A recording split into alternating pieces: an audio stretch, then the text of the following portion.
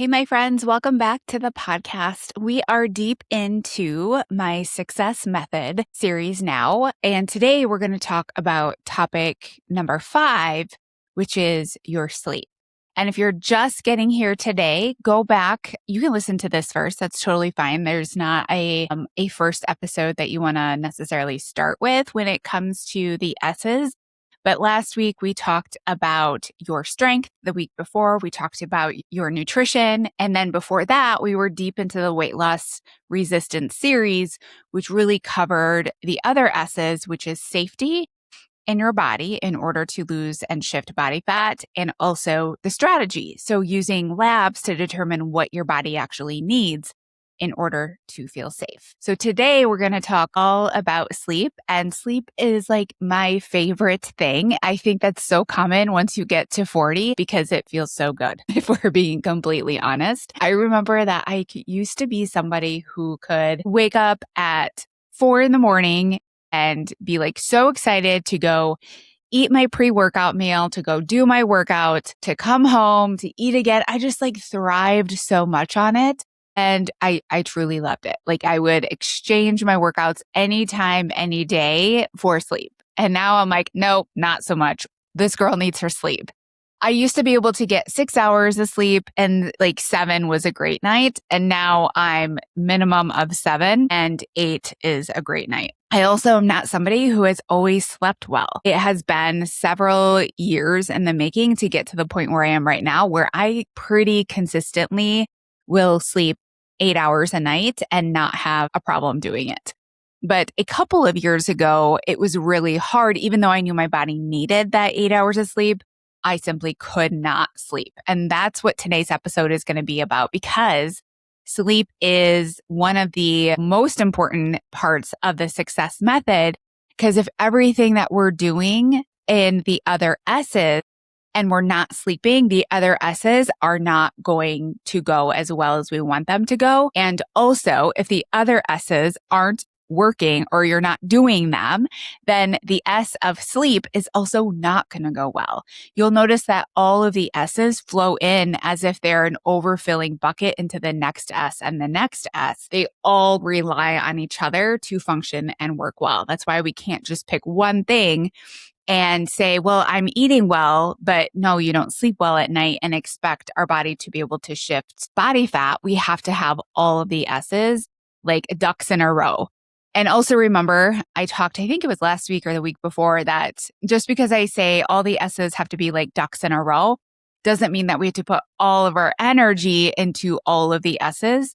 There's always one S that will create about 80% of your results, because it's that bucket overflow into the next S and the next S and the next S. But going back to my story, several years ago, I just could not get the sleep that I knew that my body needed. This was when I was really struggling with weight loss resistance, couldn't figure out what my body was doing. I gained 10 pounds out of nowhere for somebody who relied on consistency. Consistency for me is like, it is my superpower. I can be consistent.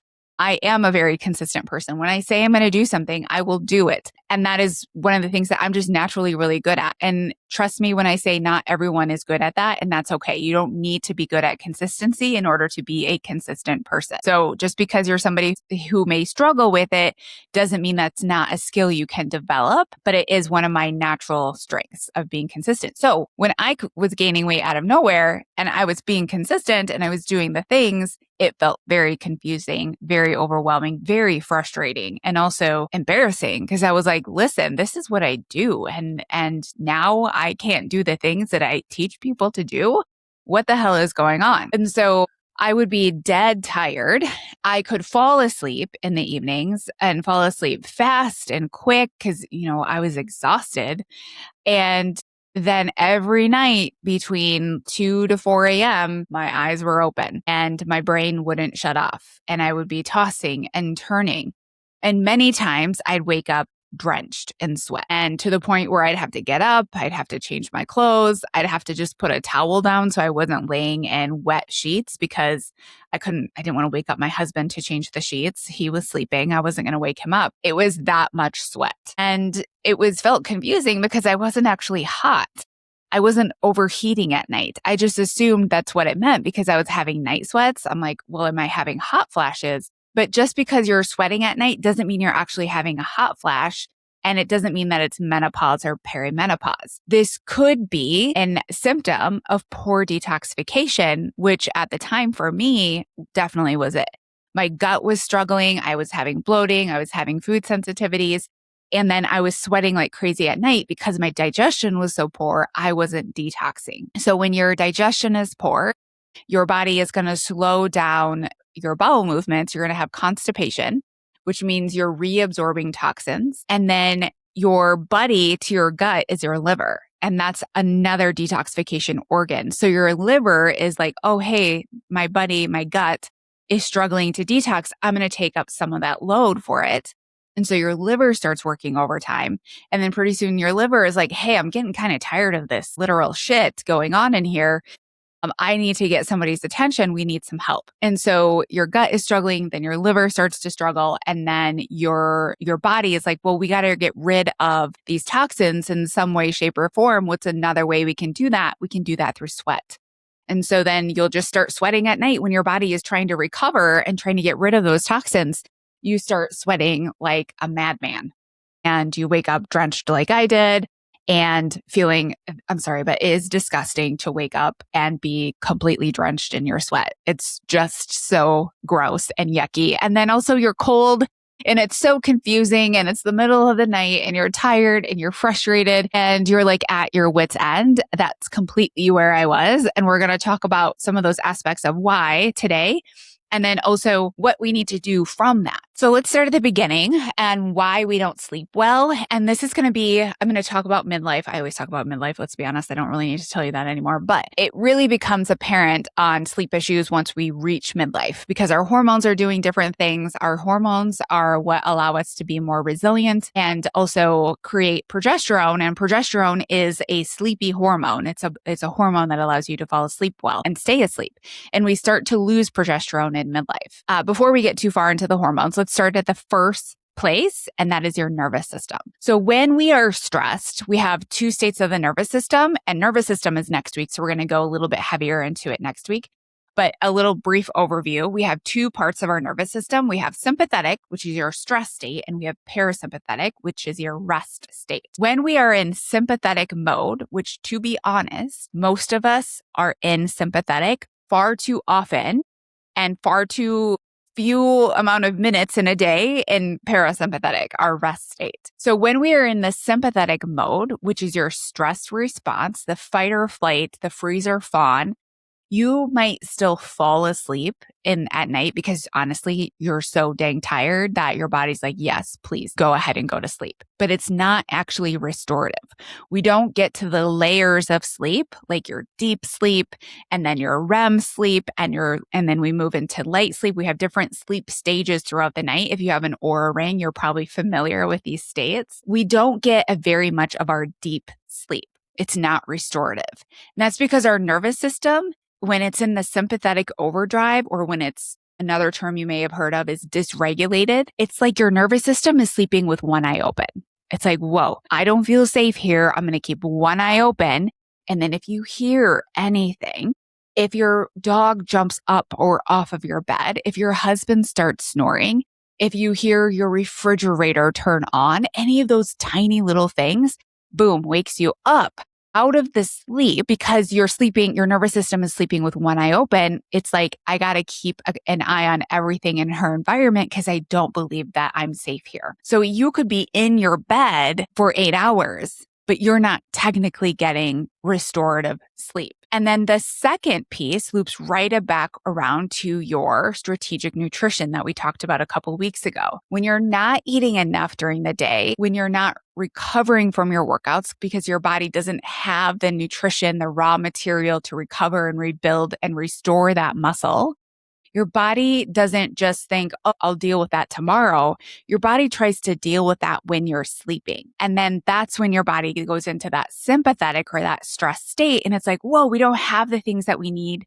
to be able to rebuild and restore and recover from whatever she did in the day before. So our sleep becomes very unrestorative. And then also with your nutrition, if your blood sugar is unstable during the day, it's going to try to use the night to recover from that. And what ends up happening is that while you're recovering from that unstable blood sugar during the day, so having lots of highs, maybe lots of lows, or you were just consistently high across the board, at night, your blood sugar is going to end up dropping, which we'll talk about why here in a minute. But that drop in blood sugar feels like an emergency for your body.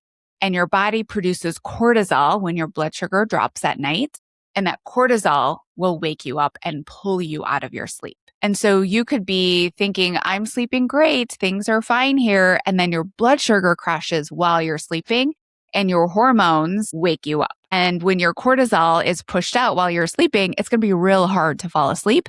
It's going to be real hard to stay asleep. Okay. And then let's also give a little bit of time to progesterone. So the reason why midlife sleep becomes quite difficult, besides the other things that I talked about, is that our ovulation is not consistent and it's also not robust.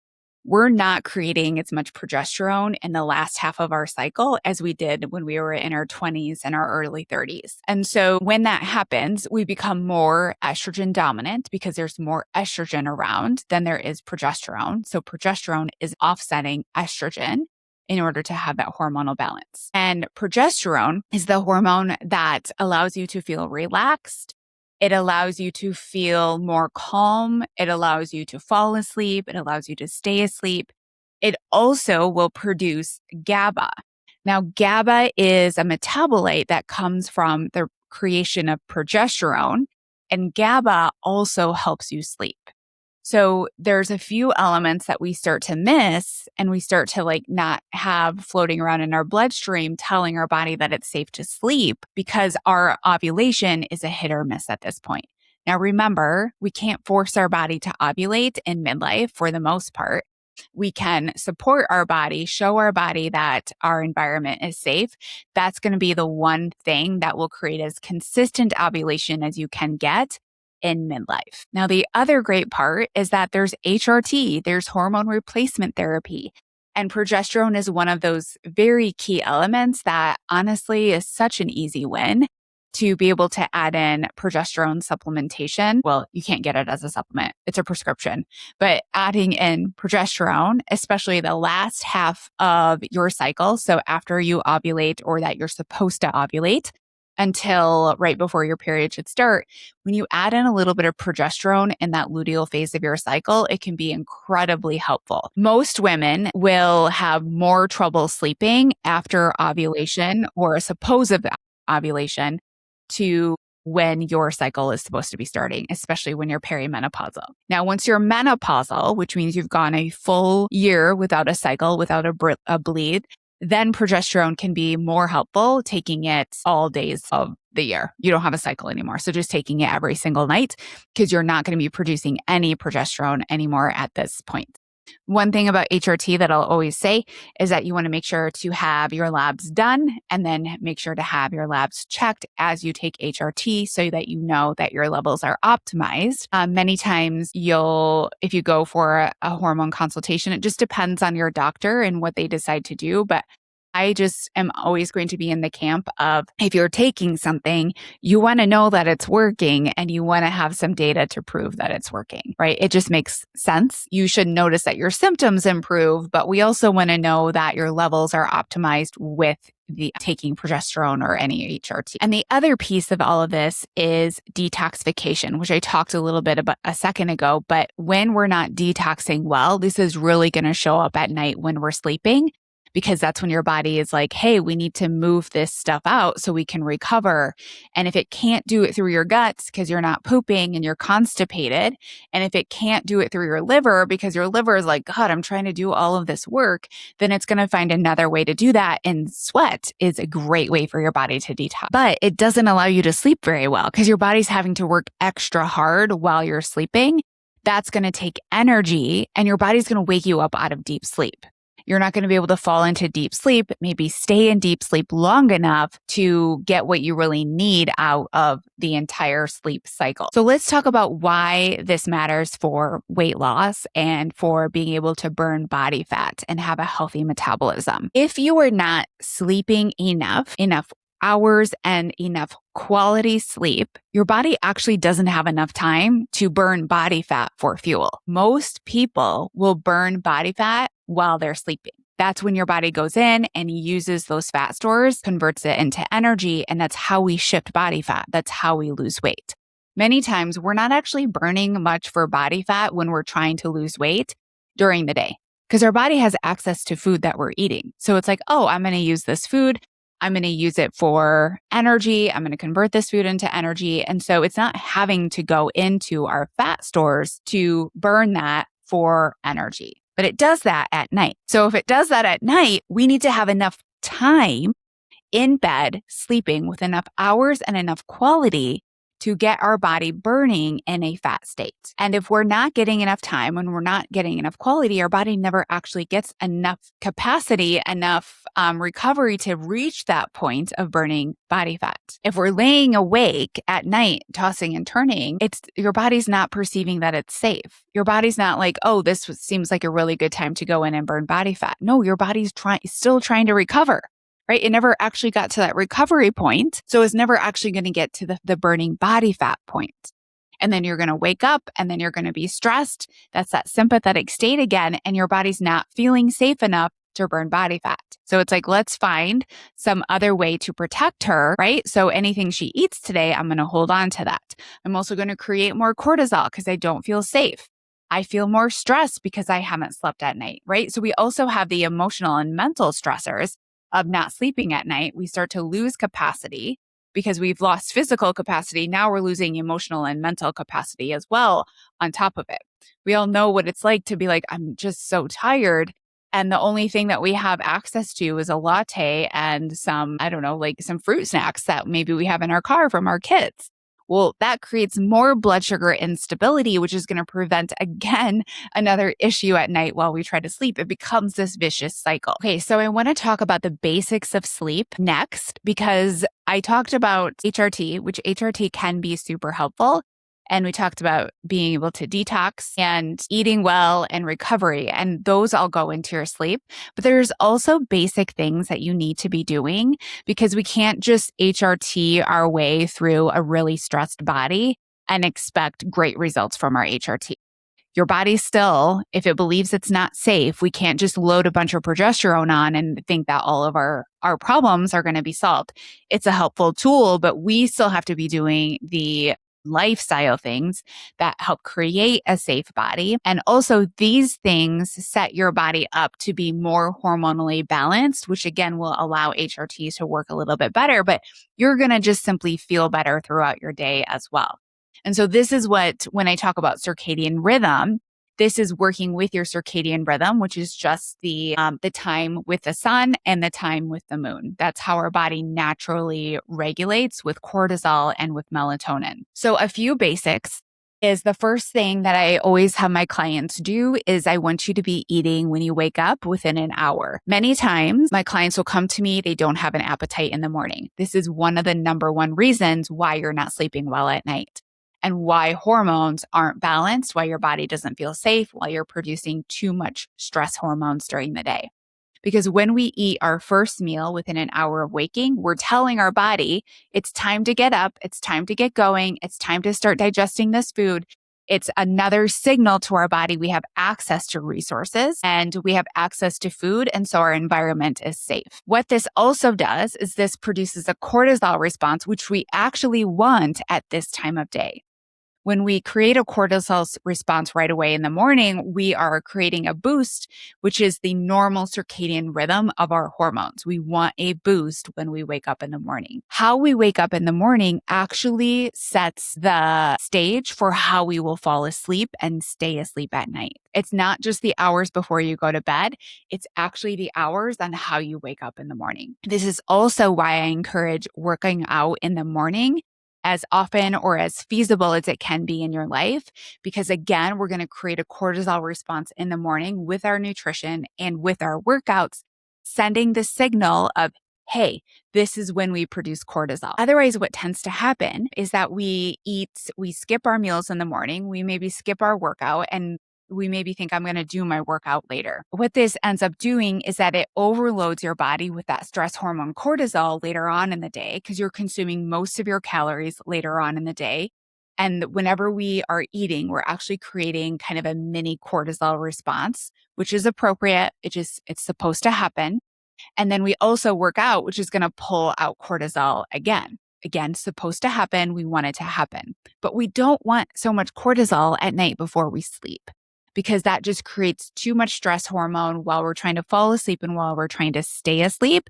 It also can create more of a blood sugar unstable situation at night when you're sleeping.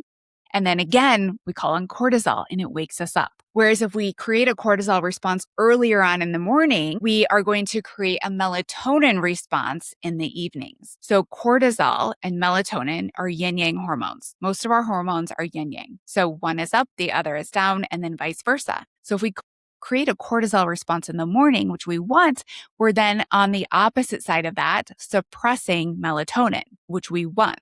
So we can have energy, so we can function, so we can do the things that we want to do during the day. Then at night, what will naturally happen is that your cortisol will go down and your melatonin goes up. And then melatonin naturally allows you to fall asleep and stay asleep. And then also will alleviate more likelihood of blood sugar instability happening at night while you're sleeping, because you created a healthy blood sugar response earlier on in the day by eating earlier on in the day. You reduced calorie intake later on in the day. These are all things that set you up for blood sugar stability when you sleep, which creates hormone stability when you sleep. All of these things are going to pour into that sleep bucket and allow you to fall asleep and stay asleep. And if you add in HRT at this point, your HRT is going to work so much better. We also want to expose ourselves to sunlight earlier on in the day, because again, that's going to help with our cortisol response in the morning. And then also is going to send the signal of I'm producing cortisol, so then I will produce melatonin at night. Now, in the evenings, we still want to set the stage to prepare our bodies for sleep. So as much as you can, you want to signal to your body, it's time to wind down. It's time to get ready for bed. It's time to reduce stress in the evenings. What this can look like is it can be kind of a slow roll into the evening. So you just start to slow down. You start to eat less. So generally after dinner, I say kitchen is closed. You clean up the kitchen. You shut the lights off. It's just that signal to your body like, hey, we're done eating now. Because that is also going to allow melatonin to rise as well when we're not consuming a bunch of food in the evening. The other thing is screen and blue light exposure. Both of these produce a cortisol response as well. Blue light produces cortisol. So we want to have less blue lights. So that means less screens. So think about if I want to be sleeping at 9:30, which that's the time that I like to be sleeping by, generally no screens after 8:30. Now, I'm going to let you in on a little secret, and it's probably wrong, but it's something I do because I love it and I'm not going to give it up. Is that every night I watch the same show, which is Friends. To me, it feels like nervous system safety. It feels like calm. My body knows what to expect. The screen does not impact me at all when it comes from a nice, repeatable show that I've seen over and over and over again. I know what the next line is going to be. It is something that I always do at night before bed. Is it a screen? Yes, but it doesn't impact my sleep. So if you know that there's something that works for you like that, and it's not a perfect rule, girl, you just do it, right? We got to do what we got to do. It also creates so much joy in my life. I freaking love that show. I've watched it every night for 10 years and I don't plan on stopping. It's I remember my mom watching MASH. If any of you remember that show, my mom watched MASH every night before bed. And I was like, what is this super old, dingy show? It's so weird. It's not funny. And I'm sure my kids think the same thing about Friends. Okay, so the last part of this and why my program, Well Nourished, is so helpful on helping you sleep is that we also have the other S of strategy. And when we can understand your labs and what your body actually needs, the result of that is going to be that you sleep better. And when you sleep better, you're going to be able to shift body fat better. You're going to be able to recover, which means you're going to be adding on muscle. All of it flows over into each other. And when we do strategy, when we can see what are the things that are actually missing on a hormonal level, on a gut level, detoxification level, other energetic markers like vitamin D and vitamin B and your fasting insulin, all of those things too, those are going to flow over and allow us to do some targeted things to help you fall asleep and stay asleep. And if we look at like Dutch testing or we look at serum labs and we see your progesterone is just not where it should be, that's a very likely point that would help you sleep better. Like, I'm going to help you figure out the next step for HRT. I don't prescribe HRT. However, I have resources to be able to refer you to so that we can get you on HRT in a very safe way. So your next step is to make sure to get on the Well Nourished wait list. Well Nourished is a 6-month program where you get both one-on-one support and group support, where I bring you through my proven method of all 6 S's. And we also do group coaching. We also have community. We also have menus. We have everything that you need to be able to shift weight in midlife. I'm going to be opening enrollment in September. You'll want to get on the wait list. Waitlist gets access first because during this first round of Well Nourished, I'm only bringing in so many people. I'm not taking in everyone. I also have a guarantee with this program, which means if you haven't shifted weight within the first 6 months of this program, you get the next 6 months completely free without paying another dime, because I believe that every woman is capable of shifting body fat in midlife if you give your body enough time. We want that time to be 6 months, but sometimes women need 12. And that's totally okay. I'm not going to ship you out just because your body needs more time. That being said, I'm going to be really picky about who comes into my program. I'm going to make sure that I can provide you results. I'm going to make sure that you are somebody who is on board with doing a program like this. So you want to make sure to get on the wait list so that you're one of the first ones that knows when enrollment is open.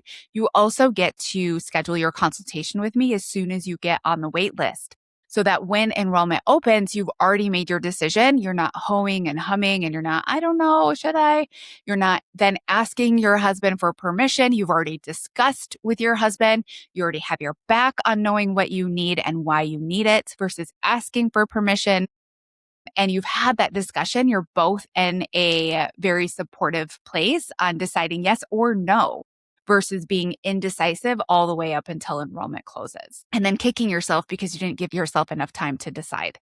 You're also going to know what the investment is. You're going to have that in place. You're going to know how you're going to pay, when you're going to pay. We're going to set up your payment plan, or you're going to decide you're going to pay in full. Like, whatever is up to you. I want you to come in well prepared. I want you to be ready for this, because this program is going to be life-changing. I've been working on this from the ground up for the past 12 months, which is why I closed my group program at this time last year, because I wanted to create something that was a no-brainer. I wanted to create something that would inevitably give you results, and that I could 100% bring you there. Because I know at this point in your life, you're like, what's the point? I've tried everything. I don't want to try anymore. I don't believe anything will work for me anymore. I'm sick of this shit. And I want to give you something that will 100% work. And that's what I've been working on in the past year. So enrollment opens in September. Get your name on the wait list. You can go to the show notes to do that. You can also go to my website, melissaikwellness.com/coaching. Again, enrollment opens in September. You'll be able to schedule your consultation with me right away, have the time you need to think about it, ask questions, talk to your significant other, get your finances ready to go. And then we're going to create some amazing goals for you. We're going to reach some amazing goals. We are going to set this on fire and you're going to blow your mind this fall.